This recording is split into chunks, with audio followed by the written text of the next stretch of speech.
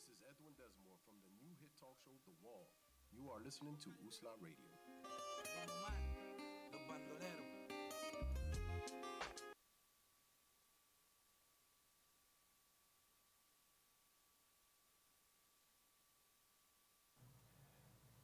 What's up, everybody? This is Edwin Desamour, and you're listening to The Wall, where we witness achievements through life lessons, only on Usla Radio. What's up, everybody in the studio? Hi. What's going on? We're going to jump right into today's topic, but before we do, who's in the studio today? Lorena? Hi, Lorena. How are you? We missed you last show. I know. I had a dentist appointment. I couldn't come over That's all here. right. You got to take care of the dentist appointments. We don't want you up here missing any teeth. We want you to say your poetry clear, right? Yeah. That's right. Who else we got in the house? Elijah. Elijah's being smooth now. Just Elijah. Before it's like, what's up, everybody? It's Elijah Dez. But since he's turned 14, it's Elijah. And we have Chicken Hawk in the house. How you doing, Chicken Hawk? I'm good. Chicken Hawk is good. All right, since we're on Chicken Hawk right now, if you don't mind, the topic introduction. Where is the outrage, Philly? We have outrageous numbers for violence in our cities this year. The drug addiction epidemic is alive well on our streets, and our businesses are being shut down left and right. Where is the outrage for the well-being of our city? On the wall this week, we are asking this big question. Why is it that our country, people are protesting and standing up against violence and injustice, but in Philly we continue to let violence and injustice run our streets? Remember, the end of the show should be the beginning of your conversations. Don't be afraid to tear down the wall. Thank you, Chicken Hawk. So remember that, folks, the end of this show should be the beginning of your conversation, and we're going to dig into this real deep conversation today, this topic. I think this is real. And I got young folks, and I know young folks feel probably very differently about things that I do, but we're going to have a conversation about it because, we have a world out here where folks are protesting, folks are rioting, folks are striking, folks are doing all types of things or boycotting. But we're going to talk about what's going on in Philly and what's the difference in our outrage and our anger. But before we get there, we're going to have to start off with a random question. What is the random question today, Chicken Hawk? What is a fun or silly alternative to war that countries could use to solve their differences? Why would you recommend this method over war? Wow, this is a good one. What is a fun or silly alternative to war that countries could use to solve their differences? Why would you recommend this method over war? What I think is, if it's like that one certain war where it's like no allies or enemies, it's just like that one certain place against another, then I'd suggest like rock, paper, scissors. Because then, it's like a random thing, not depending on anybody getting hurt. It's a random thing. It doesn't need muscle, nothing. It's all luck. And I was going to say, if it's something like a next world war, I believe everybody should play Monopoly. Because if everybody plays Monopoly, you don't just like play that game and win. You also get to work together for some things and learn trade. And also through that, you're able to see people's economic skills through that. So you're able to see who's better at that, and then people probably would get along and work together on that. Monopoly gets serious. There's a borderline, there's a thin line between violence and Monopoly. I don't know about anybody else, but what about the engineer back here, our intern? Have you played Monopoly back there? From time to time. Monopoly gotten serious, hasn't it? That game just like never ends. It's like serious when it first starts, but after you're playing it for about like 30 minutes or so, it's like, alright, like, y'all still trying to play this game? Yeah, okay. They go up to 2 weeks sometimes. They go over 2 weeks. Yeah. Okay. All right. That's a good one. Monopoly or rock, paper, scissors. I can imagine seeing our world leaders out there, our presidents out there with rock, paper, scissors. I was going to say arm wrestling at first, but then all of a sudden people are going to be dumb and start voting for people who are strong. And next you know, we got some big buff dude in office who doesn't know anything. Doesn't know a thing about leading a country. All he knows how to He do just is wants to arm go to wrestling. war with everybody. Me got big arms. All right. Lorena, do you have an alternative to war? I have to listen. I don't understand how he come up with that answer so fast. Because war is serious. Okay. Like war is such a big. So let's make it fun. Let's make it fun. Yeah. Not serious, no death, but fun or silly. fun or silly, no death. I have to agree with Monopoly. Monopoly Honestly, also? yeah. Oh wow. Actually, you know what? Air hockey, because air hockey gets serious. Wow. Yeah, like Can the you imagine table. our presidents at the table playing air hockey? Yo, that'd be fun to watch. Like Mm-hmm. replace the election with just a big 2 hour air hockey game. Oh A wow. boxing match. Listen, a lot. Yeah. That'd be nice. And where's the place that they have that meeting where it's like everybody that is there, like the whole government is there, and they have to hold back that one certain person to, just in case something happens. What is that place called? You know what I'm talking about? The Oval Office? No. No. That's not it. No. There's the one place, I forget the name, where they all meet up. Your Democrats, the Republicans, And then they had they give that that one big speech, speech. That big speech. They do the big boxing Yeah, I match forgot the name there of that. Yeah. while everybody's watching. Chico, any games that you would try to come up with? What if the presidents and everybody, the world leaders, play Roblox against each other? Water guns, Water guns, Water guns. laser are- tag. laser tag. Okay, so instead of using real guns, they out there playing laser tag. Everybody goes home No, safe. that would be Paintball fun. That or would be fun. paintball. You saw that Paintballs. video where the people in the army, they were like having a dance battle.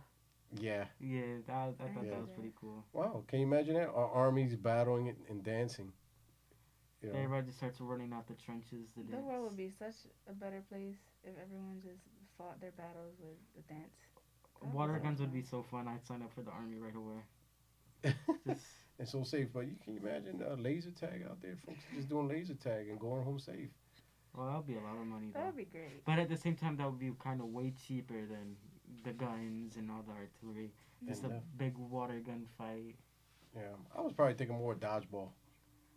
Dodgeball Yeah, gets can you imagine you serious. just put one country on one side with their folks and Somebody could get Outside really side. injured that way. I feel like that would Yeah. actually break out for more war.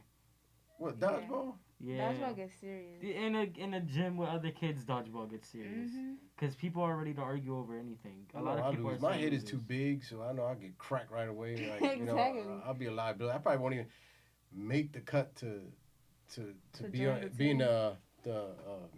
the military for dodgeball. They're like, Mhm. sir, your head is too big. That would be so fun. You will be a liability, or we could just put you on the front line to block everybody with your head. All right, so that was pretty interesting.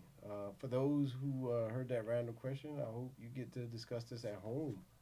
Talk about it. It's fun, it's silly, but why can't war be fun and silly instead of death and something serious? All right, what's the weekly update, Chicken Hawk? Protests in Pittsburgh over the weekend caused some major incidents that have gone viral in the news. During a protest in Pittsburgh, several protesters confronted diners who were seated outside of restaurants. One protester was caught on camera drinking beer from one person's glass as they sat outside. Another protester smashed a glass from the table. A third protester yelled F word, the white people that built the system. Oh, wow. So in the U.S., we do retain the right to peacefully assemble, right, and protest. Mhm. At what point does protesting cross the line? What and why do you think? This is where I'm curious, especially with young people. You know, when does protesting draw the line? Well, Yeah. personally, I feel like that question is hard to answer only because of, certain events that happened over the summer with the Black Lives Matter movement, Okay. and you saw all these peaceful protests. They were dancing. They had makeup on. They were eating. Like they were having fun. A lot of them were like. A lot of them actually No, seemed. those we had some real peaceful protesting. Yeah, exactly. But where does it? Where's the when is that boundary crossed? Where does it draw the When line? people Like, bring as you out the see Malcolm here, X. where folks harassing folks while they're eating, Mhm. you know, or folks verbally assaulting someone. Is that? I'm just asking. Is that drawing the It's line? when people bring out the Malcolm X in them, I feel like. I mean, What do you mean by that? not even the real way was actually Malcolm X. Malcolm X, alright, Malcolm X, Martin Luther King. Two different people, same cause, same, Different approaches. different approaches. Yeah. Martin Luther King, very peaceful. Malcolm X stormed the, police station? I don't know. I didn't know. I think he did that too. He stormed the police station. At least I remember. You could correct me if I'm wrong, but I think you could see the two different approaches. There's a whole different approach now, and now it's more popular in a way. Yeah, there's the peaceful protests, and those By all means necessary. Yeah, those are now. Yeah. This is where it goes too far, where they're like begging for attention. I feel like Okay. that's what I feel like. It's like a little kid having a tantrum. Wow. Yeah, They I feel would- like. I'm sorry. You can go It's on. good, it's good. I feel like I feel like the protest itself can cross the line if it's the protester starting a problem. But if there's a problem within the protest from an outside source, then I feel like that's not the fault of the protesters because they're not the one that started the problem. Wow. So what about, like, you just said something like a key word. You said the protesting. Some protesters are just wanting attention, They want or just wanted attention. to be seen holding a sign. That's what a lot of people are That's doing what a out lot of there. people do. They sign up for it not knowing what they're doing, and they're throwing up the sign. They're They're doing trying all, to take. it's kind of like a little kid throwing up gang signs, not knowing what they're getting into, but doing it for the They're movement. bringing a camera crew and everything. There's Okay. a lot of people who are just So going. So right there is where we should draw the line, right? Mhm. Like, don't you think just like for a job or anything else, a person should be screened to come out to be a part of something? Like, say if you're leading a movement, Mhm. What do you want to make sure you're bringing the right people on your team? That's Yes. true. Yeah. So, and then some folks have a hidden agenda. Some folks are like, listen, I just need you to go out there and cause ruckus, right? I Yeah. need you to cause chaos, right? Sometimes some folks just think they're out there protesting, hold up a sign, and then someone's planted in that crowd, and they're starting to break glass, and then how quickly everyone's willing to follow this one person and start breaking or looting. It's just like, I mean, when people do this, what they don't understand is that then we lose the right to protest. When we do this, we lose the right to argue, because next thing you know, let's say we're arguing with some other people. Mhm. We're like, well, you saw the people who are armed at our protest, walking around with arms, blah blah blah. Then they get this. They have the stuff to use against us. They have the right to work against us now because of what they were doing. Yeah. That is what they're doing for the movement is against the movement. You know, it's kind of like something that I seen that was very disturbing. Protesters there were many peaceful protests that were respectful even towards police officers. But then I saw protests where police officers, oh, that, That was scary. I think you connected. that was a sign. There were protesters who were walking around disrespecting the police officers who were holding the line, like literally spitting at them and throwing stuff at them. Now, the reason I said that was disturbing because it wasn't every officer that did the crime, you know. It's the same thing with protesters. We all have to understand each other the same way that we want to be. People talk about how they want to be treated. People are talking about equality right now, but you do not see what they're doing to officers. Yeah. If you want equality, you also have to treat them the same as you want to be treated. That's that golden rule that they taught you in elementary Because school. I think we're at a touchy place right now in America where somehow we flipped on police officers. You know, we do have some bad actors in the police department. And I believe that there needs to be some type of reform and better ways on how we handle situations. But at the same time, I know many police officers, and I speak to them about what's going on and how they're heartbroken about on everything, right?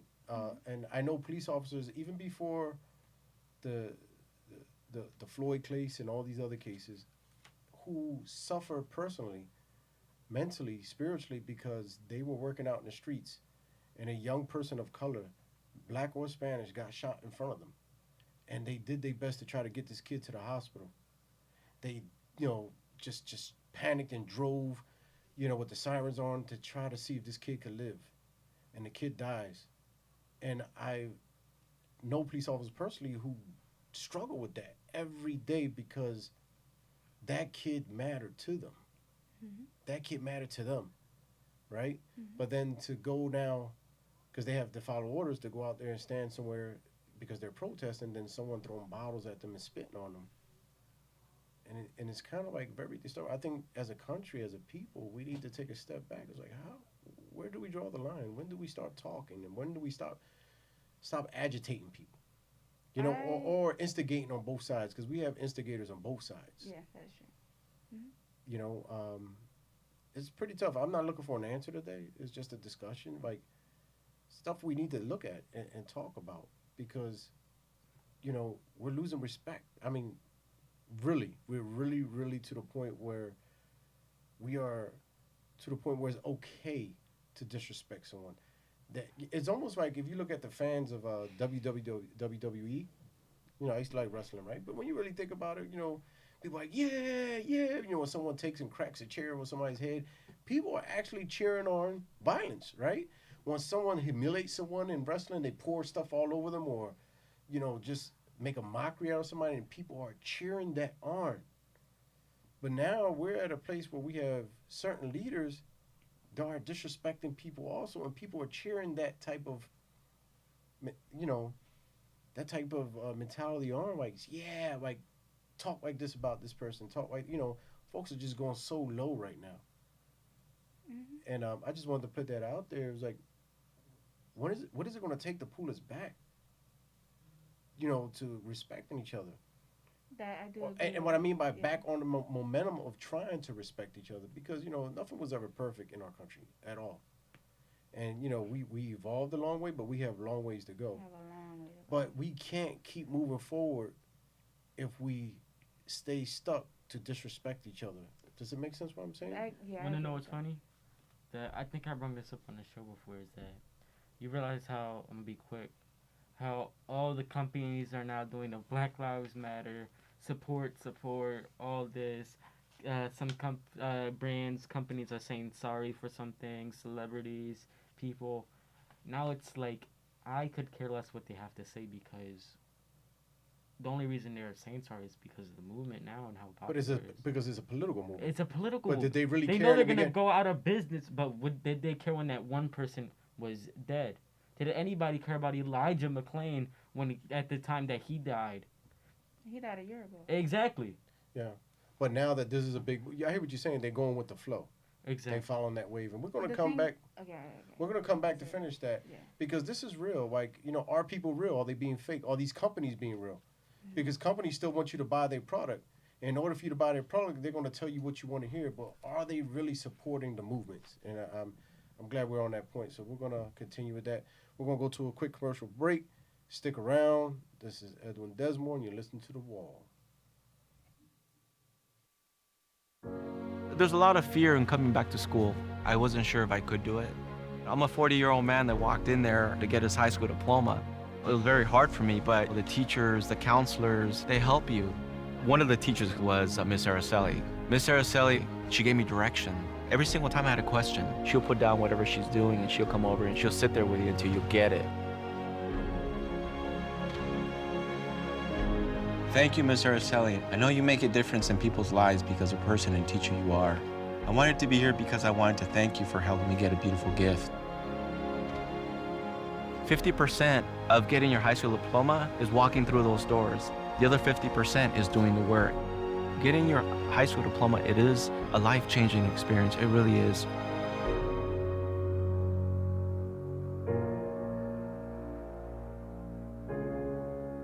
Find free adult education classes near you at finishyourdiploma.org.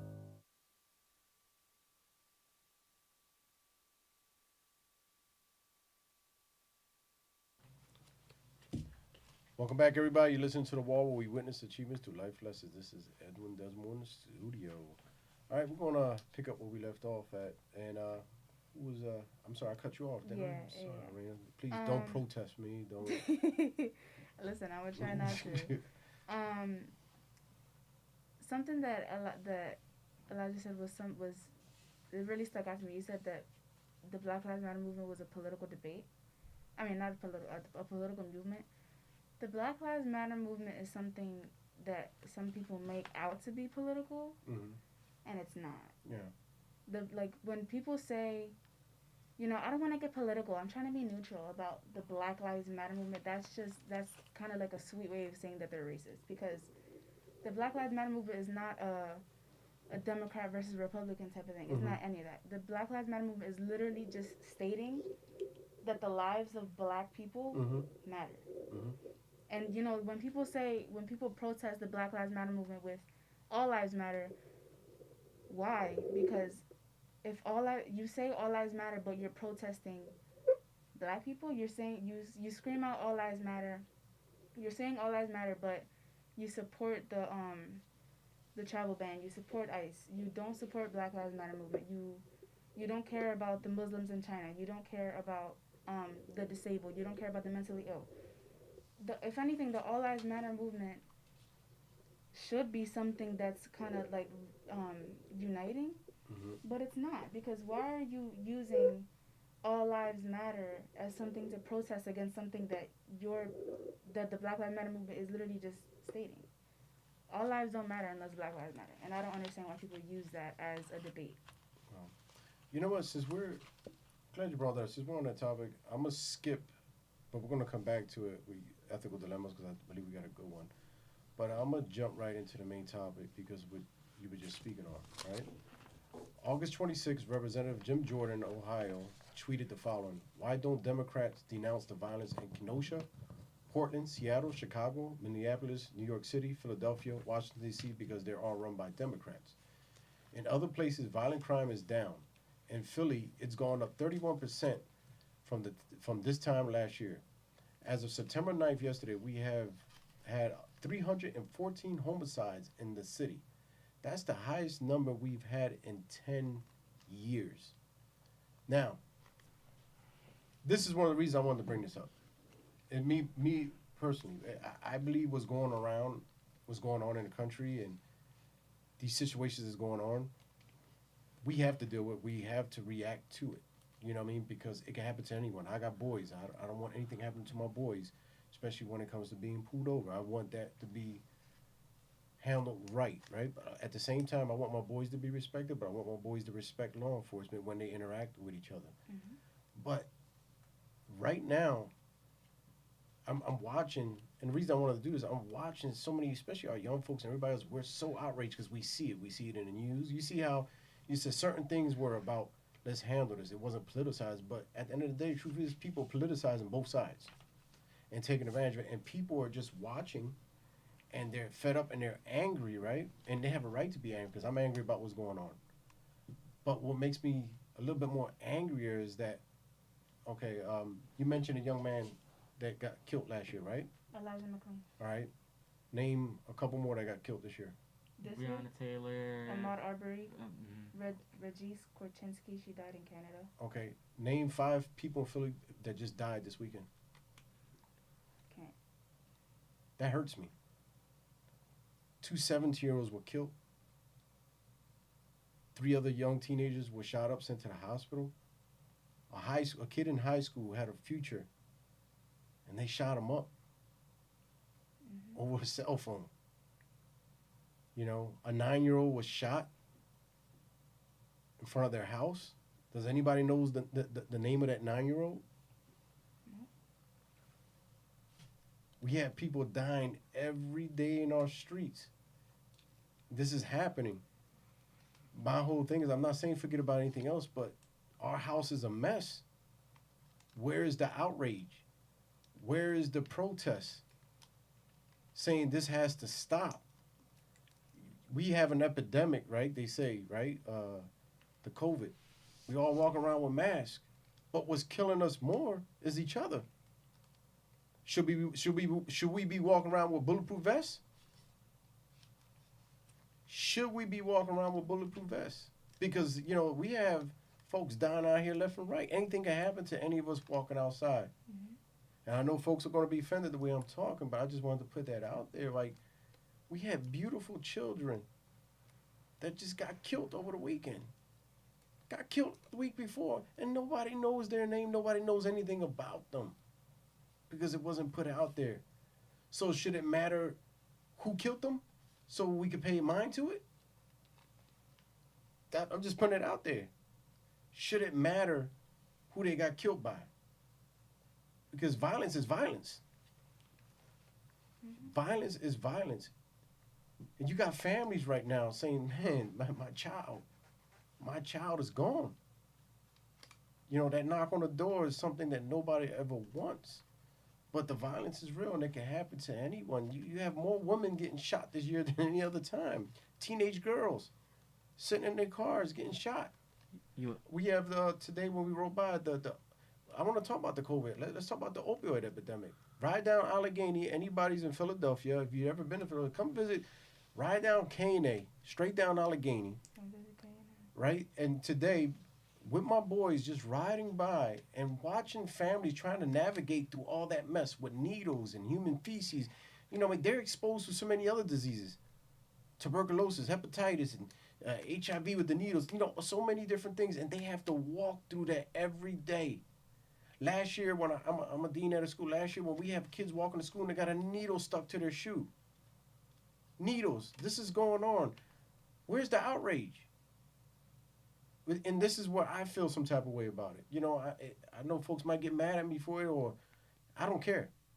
Because right now, like, our folks shouldn't have to deal with this. Our kids shouldn't have to be walking outside getting killed. Our kids shouldn't be walking down the block worried about stepping on a needle or stepping on somebody's human feet, like, you know, or catching any type of disease or being exposed to someone shooting up in their neck, or drug dealers shooting out with each other on the block. Where's the outrage in that? Why can't we go protest the trap house?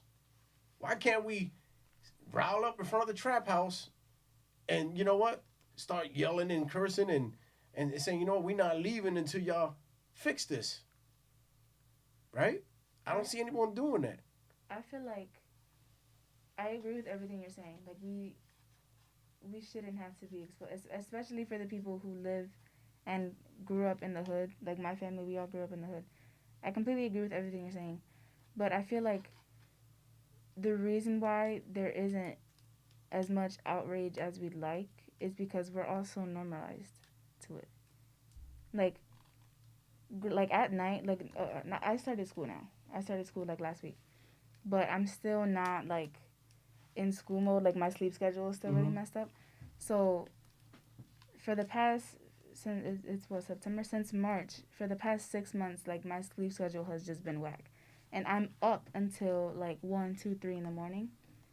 And like the sound of gunshots at night don't faze me anymore.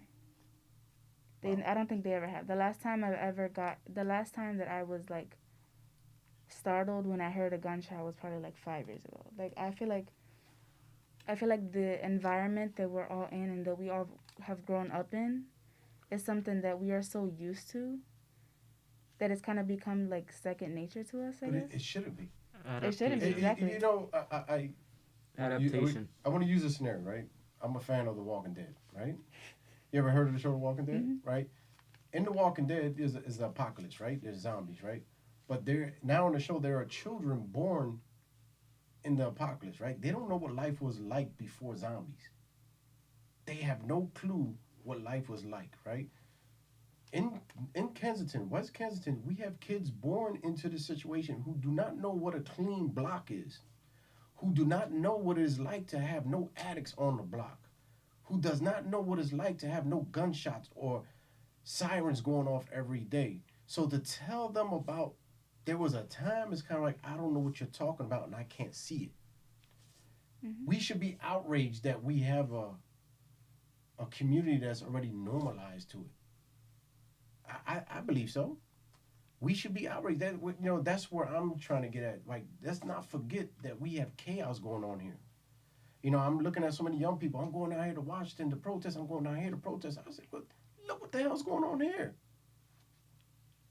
You know, I'm just saying, like, I'm just putting it out there. You know, everybody has their different opinions, but I'm from this community and I see it. I see the turmoil. I see the pain in people's eyes.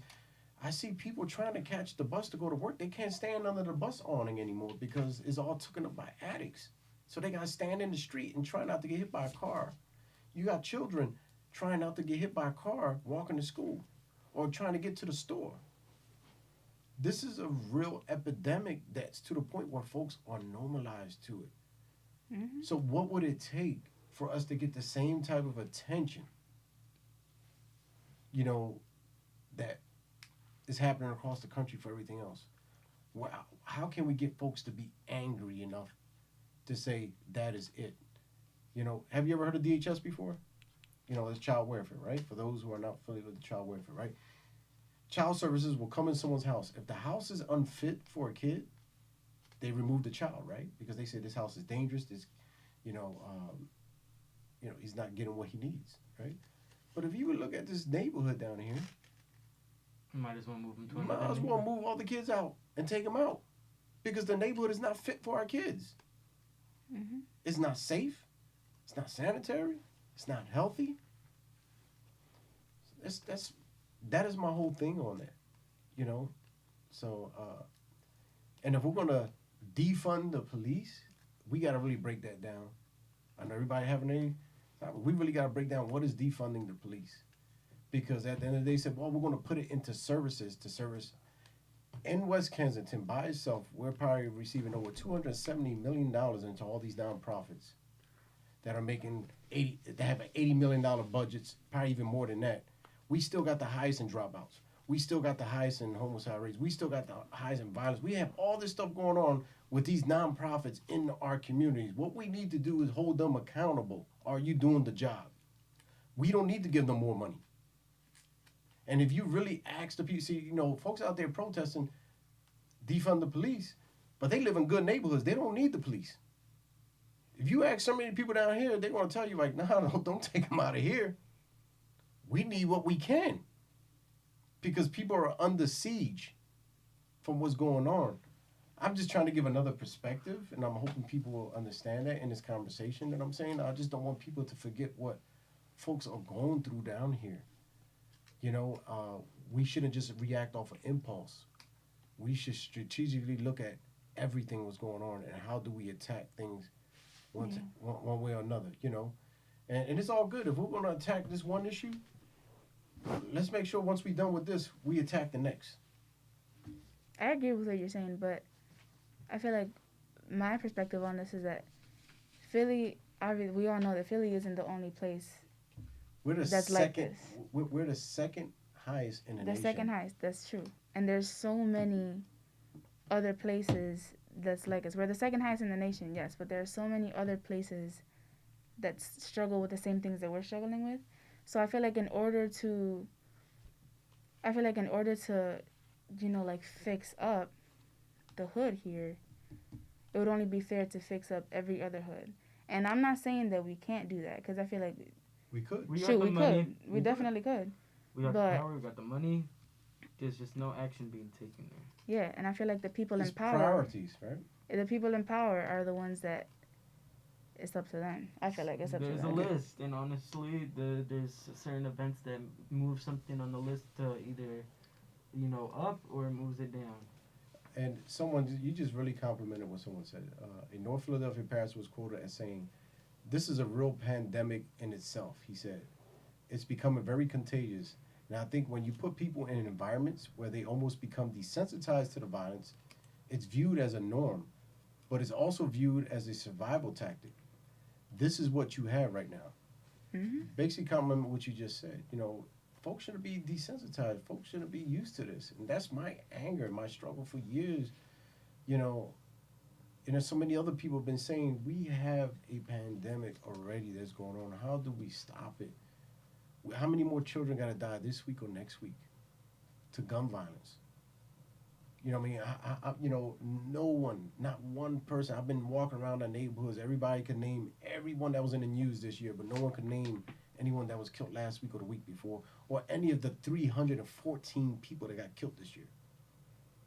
314 people, folks that are protesting, can't give me one name in Philadelphia that died. I want to go on what you said earlier. You know, one thing real quick. It's Philadelphia, Pennsylvania. Penn's Landing. We came here first. We were the ones who kicked out the Indians. That was already starting violence. These not like, can you compare that to now? Yeah. The place where the violence basically started from this place is a place where it's mostly happening. And then, so you gotta realize that. But also, to go on a different thing. When you said earlier violence is violence, it really gave me the thought on war. The thing is, like, you know how soldiers have to like all the killing and the fighting for like what you, and then all of a sudden the people are like, go defend your home, go fight, defend your home, and it's like I don't know why people don't realize, but like, why shouldn't you be the one defending our home? The person that we elected to help us get out of certain messes, shouldn't you be the one protecting our homes, not us? To be honest, we would never need an army if we just had reasonable people. An armies would never be needed. People fighting and dying every single day would not be needed. But like, how do I say this? It's like, what did you do what did the other person do that had to make us defend our homes? You know, I'm gonna be honest. I look forward to watching young folks like yourself, Raina, and Elijah. Like even the interns. I was listening to some of the interviews with some of the interns that work for USLA.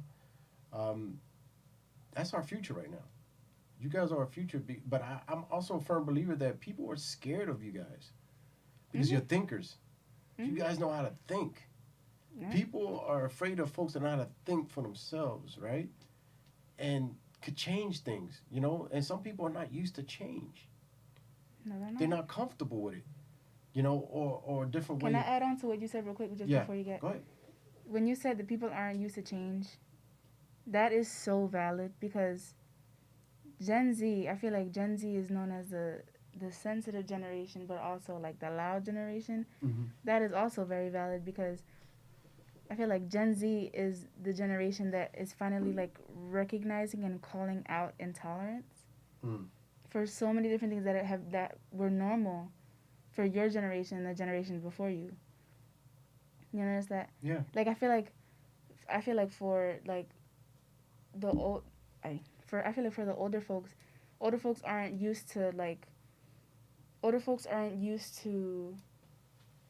you know, like giving your pronouns when you like go and introduce yourself somewhere. Older folks aren't used to like calling out homophobia. Older folks aren't used to calling out transphobia, racism, ableism, things like that. Yeah, that's all I wanted to say. Yeah, you're exactly right. But that's what I'm saying. Like, it's going to take for our young folks to keep educating themselves, also thinking for themselves, and being very just savvy and smart about things. Because I believe that the world could be in a better place. Right And we now. also need generations before us to be more open-minded and be more willing to accept change. Well, good luck with that. Good luck with that. Yeah, listen, you're not wrong, but I feel like all of what's happening and all of the positive change that we need and want shouldn't just be left on us. Yeah. Because we're sacrificing our childhood to fix the world. But I'm a firm believer, as you guys start to get older and get involved and start to think and see things a little bit more, we're going to be in safe hands because folks are tired. Because I'm not really knocking the protest. I'm not knocking the protests around. All I'm saying is, like, let's not forget those who are here still, been dealing with stuff for years on another level. Like, I just want to see people with that same anger here. It shouldn't have to be put on the news, for us, to see the anger. And, when I walk these streets, man, I talk to people, and people actually feel like no one cares about us. No one, we don't matter. Because look at our streets. It's the people in power. Yeah. Notice how most of them are white? That's all I'm saying. I'm not saying anymore. I'm not saying anywhere about that. Okay, but who are the most of the people that vote? Most of the people that vote? Yeah. So I say it's easy.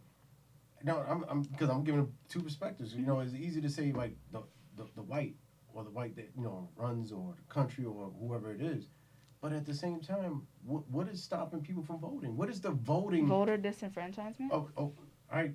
I'm sorry. No, you're right. No, you're right. I'm glad that you said that. But at the same time, I'm someone who's in this community, and it's hard to get people out to vote.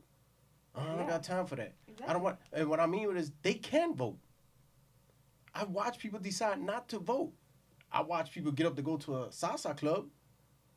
Yeah. When we were open. Now I'm just being real about it, and I know you go back and forth with me, but what I'm saying is, me as reality out here, I want to call it out. I like speaking on things people won't mention. I believe that there is voter oppression and all that stuff that goes on. But there are folks who choose to don't care, don't want to educate themselves, and actually go to the voting booth and just push any button. And the reason. And I for will that- say this: just because we have a Spanish name on the voters' ballot doesn't mean that person represents us. Yeah, exactly. The reason I like what you said. You said that you know, a lot of people can vote and they just choose not to. I feel like one of the big reasons why a lot of people simply choose not to vote is because the people that are being put up there to represent us don't represent us. Like you said, just because there's a Spanish name on the vote doesn't mean that it represents Exactly. us. People, I want to see. I feel like a lot of people of color, especially people of color in this country, a lot of us don't want to vote simply because of the fact that the people that are put up in power anyway don't look anything like us. And I'm not saying that it's just because of looks. It's just because of, like, obviously. In the future, I will vote for you. You know why? You go to school, right?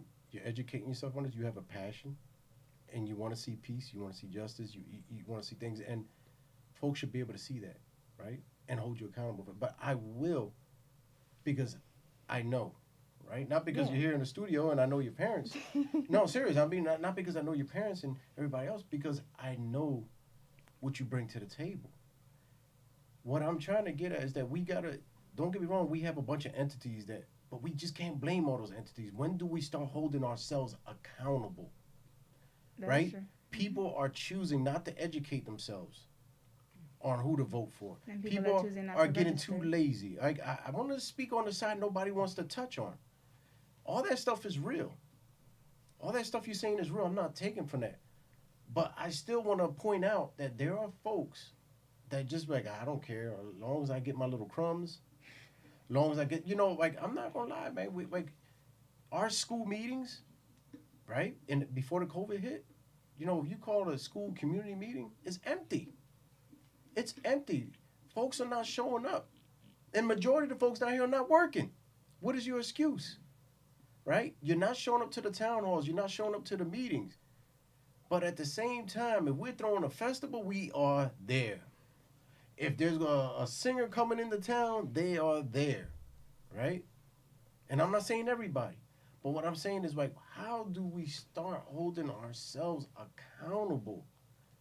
And because we could blame and point out and fix all these things, but if we don't fix ourselves first, we got to fix ourselves before we start attacking everything else. Yeah, we got to get our priorities straight. I get that. And that's what I was wanting to get at, because, that's the first thing other people going to point at. And that's the first thing people going to use against us. They don't care about themselves anyway. And do this because they're not going to vote. They're not going to attend any meetings. Let's organize a meeting. We could do an experiment if you want. Let's organize a meeting to talk about the pandemic on Allegheny and the community and our kids walking through there, suffering, stepping on needles, and see how many people show up to say we're not going to have it. Matter of fact, let's launch a protest in Allegheny and just sit there and say we're not leaving until all this is cleared up. How many people down to do that with us? Not many. Right? And guess what people down there say? Our lives don't matter. I'm just wanna. It's just a discussion. I'm just saying. I just want folks to try to understand that too, man, because we have a lot of heartache and pain here, and people are feeling like they're being left behind. I wanted to go off on what y'all was saying, but I also want to get because it has to also do with the ethical dilemmas. So Okay, we're about to jump right into that. But I just want to say real quick, we do have some politicians in sight. I wasn't knocking anybody. But what I'm just saying is, like, just because you see a Spanish name doesn't mean you just vote for that Spanish name. Mm-hmm. What I'm saying is, just because you see a person who's black or Spanish, that means just hit the button. You better make sure that person's representing you, and you better do your homework and research what they bring to the table. What they bring to the table. What bills they pass. You know what I mean? Because in this community, a lot of times they vote on, oh yeah, they gave us book bags. We all give out book bags. I gave out book bags before.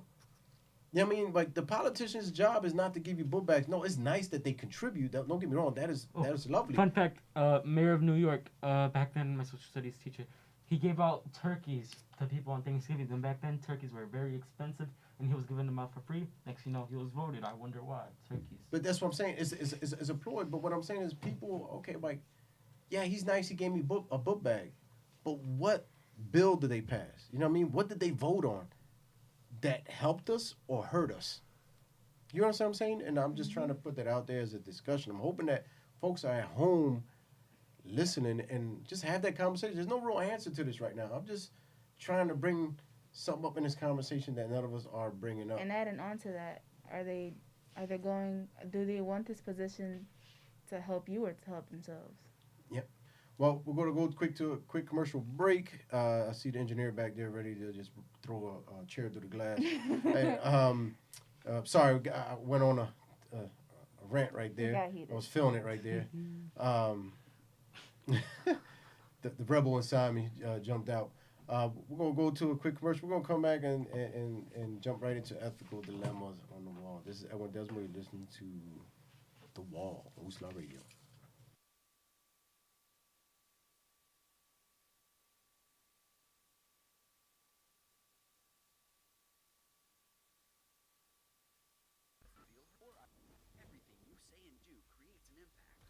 Supposed to save the whole world. You can't think about saving the world. You have to think about saving one person. Because of you, someone's entire life can change. You don't have to be a superhero to have a positive impact. Friends? Friends.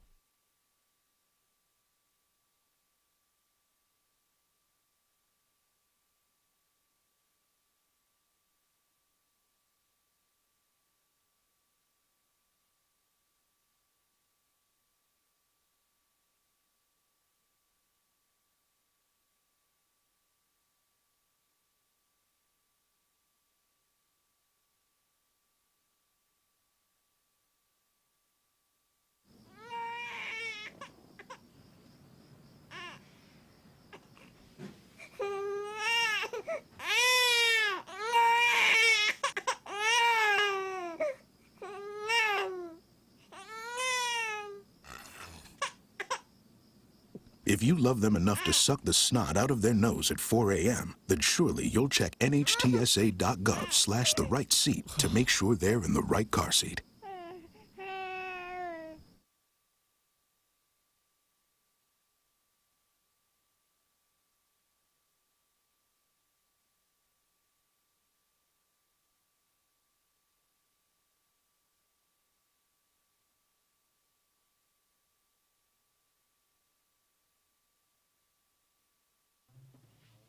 All right, we're going to run into ethical dilemmas.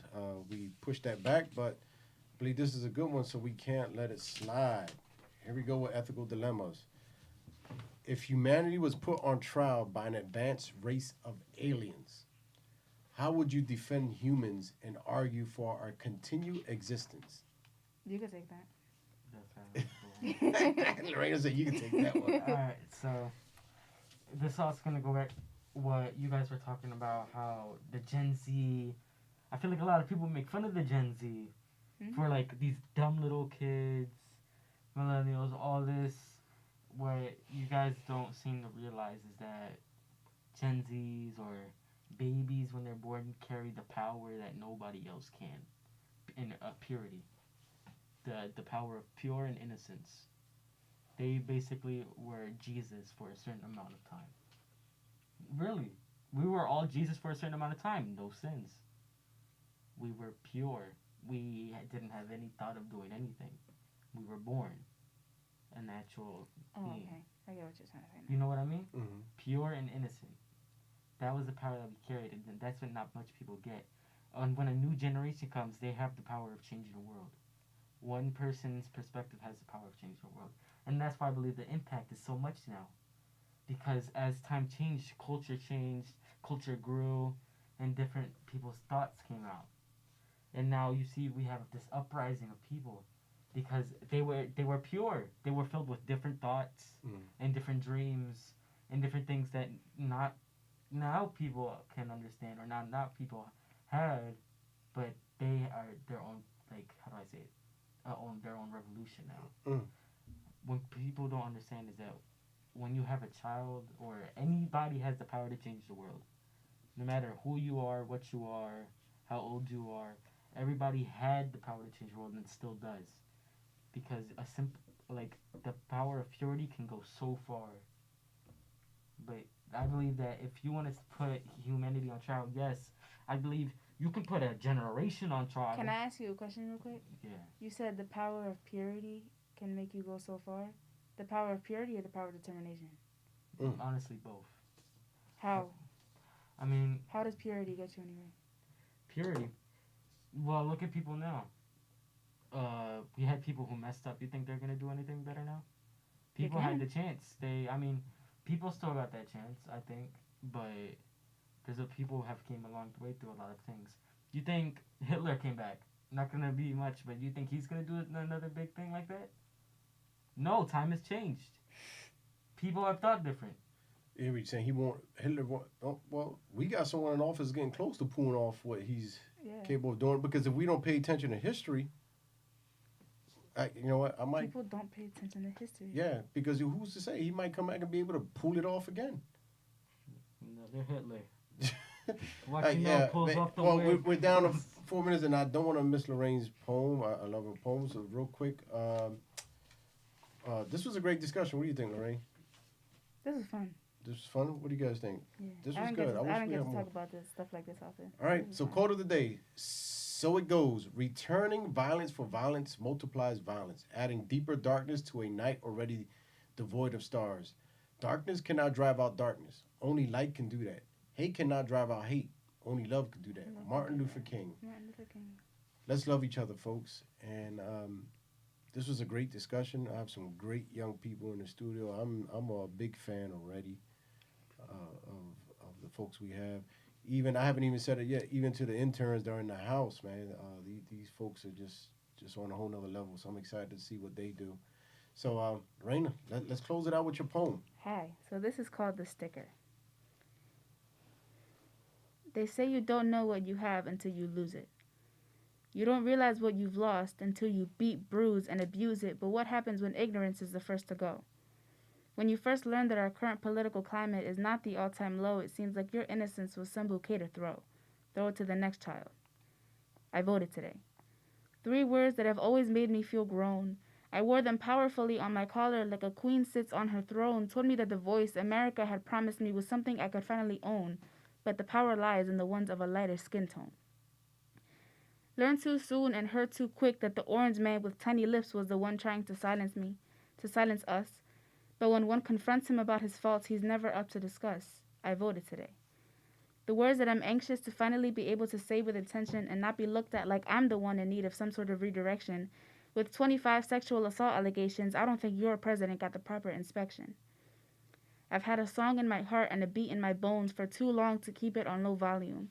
In 2 years, that sticker will amplify my screams and the music in my chest will be loud enough to fill a ballroom. My voice will be inescapable, my drive inexplicable, and my impact irreversible.